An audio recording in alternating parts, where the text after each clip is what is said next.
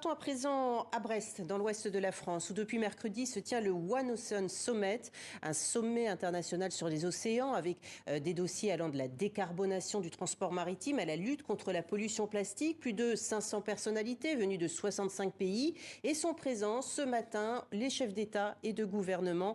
Bonjour Karine Barzegard, vous êtes notre envoyée spéciale sur place à Brest. Alors aujourd'hui, quel est le programme des chefs d'État ?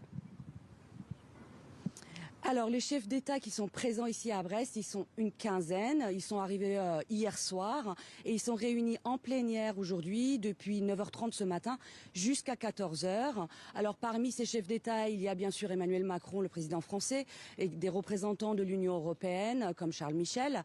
Mais il y a également le président égyptien Abdel Fattah al-Sisi qui, lui, sera organisateur de la COP Climat plus tard cette année en Égypte, ainsi que l'émissaire américain au climat John Kerry.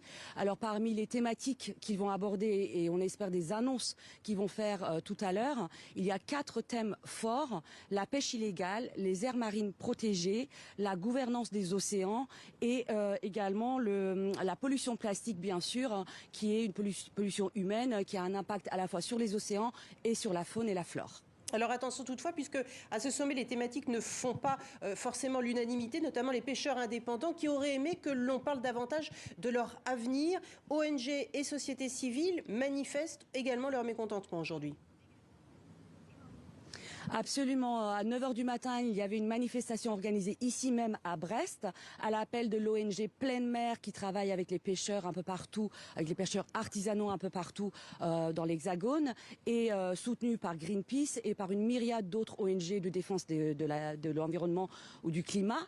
Alors, nous n'avons pas pu, nous les journalistes qui sommes ici au sommet, assister à cette manifestation puisque pour raison de sécurité, selon l'organisation, le sommet est en fait bunkérisé. On peut entrer, mais toute sortie est définitive, donc nous n'avons pas pu y aller, mais nous avons échangé depuis 2 jours avec les représentants des ONG. Et ce qu'ils reprochent en fait à ce sommet, c'est qu'il devienne un énième sommet à effet d'annonce, une vitrine pour le président Macron et pour les États qui sont présents, et qu'il ne soit pas suivi d'effets d'impact forts, qu'il manque de financement, de dotation de la part des États. Ainsi, on a des ONG qui parlent donc de paroles non suivies d'actes, d'effets d'annonce. L'ONG Bloom n'est même pas venue, c'est une ONG de défense des océans, et ils parlent eux de flop diplomatique tout simplement, puisqu'il y a des États importants qui ne sont pas présents ici.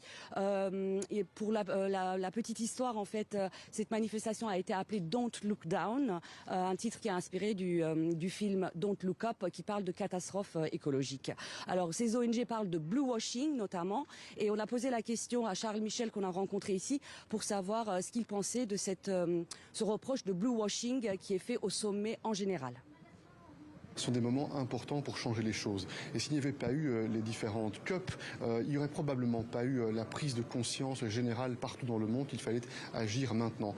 Donc ces moments de mobilisation, ces moments de rencontre, ces moments de débat, de discussion, parfois même de dispute, parce qu'il n'y a pas spontanément les mêmes points de vue sur le constat ou sur les actions à entreprendre, c'est le passage obligé. C'est le passage aussi obligé pour une démocratie plus internationale, pour la prise en considération dans le cadre international des différentes légitimités. Les gouvernements partout dans le monde, mais aussi la société civile, les scientifiques, les experts, qui chacun apportent leur contribution, pas simplement pour se retrouver pour la galerie, mais qui apportent leur contribution pour changer les choses. Voilà donc pour cette déclaration de Charles Michel. Merci beaucoup Karine Barzegard d'avoir été avec nous depuis Brest.